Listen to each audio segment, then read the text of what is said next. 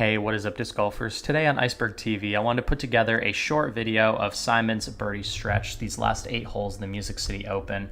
And I am so happy that Gatekeeper was able to be there to film this chase card so we were able to see this action for ourselves. I'll link their YouTube channel in the description below. Please go subscribe to them. The chase cards are going to be extremely exciting all year long. The deeper the fields get, the higher the chance we have of someone from chase card winning. And players are continuing to win from chase cards. You should definitely subscribe and go watch the coverage from those guys. So moving into hole 12 here, Simon does not like his drive off the tee. He was getting a little bit distracted from the crowd, but ultimately finding a way to recover. And the way Simon was leaning into this forehand, I was extremely impressed. His forehand is looking compact. It's looking very easy for him. And then on the putting green, he was absolutely dialed in this final stretch, just not showing any nerves on these putts. And with Simon's aggressive spin putt, I mean, he can tear up any putting green if he's feeling on. But we all know Simon from his extreme distance capabilities. Simon Lizotte able to just throw hyzers over most of the objects in the fairway. And this hole was giving a lot of the field problems, but Simon was able to just go massive hyzer, get himself way closer than most of the other players we saw all weekend. And then with all that trick shot training and all that ace run training, Simon Lizotte having some of the best touch in the sport of disc golf, having no problem reaching this protected green.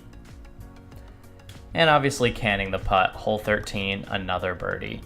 Moving into hole 14, Simon's leaning again into this forehand. You can see he's chopping on it with a little bit of anhyzer, throwing a very overstable disc and skipping right up to the basket.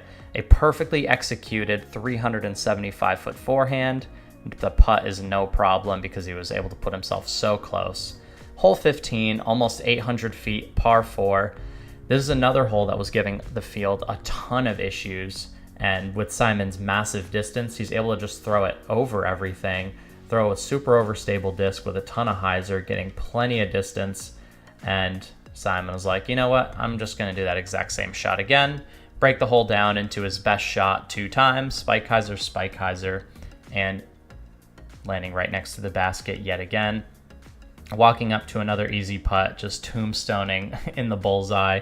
Incredible shot. Hole 16, 305-foot, par 3, very tough hole. Got to land it in the island, got to land it close.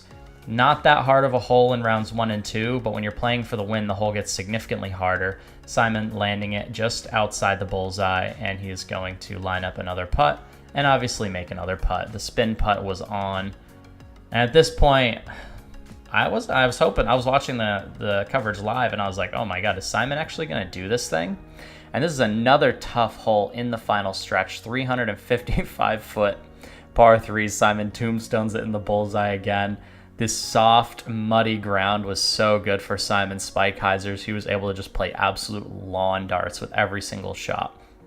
Hole 18, 723-foot par 4, full send time. Simon gets so much distance off the tee. This is a huge distance shot.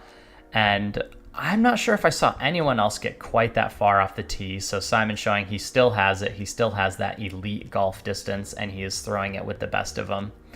Having a very simple upshot and leaning it right up against the base and tapping in on hole 18 for 8 birdies in a row and securing the victory at the Music City Open. Once Gannon Burr went out of bounds on hole 17, we knew Simon had it.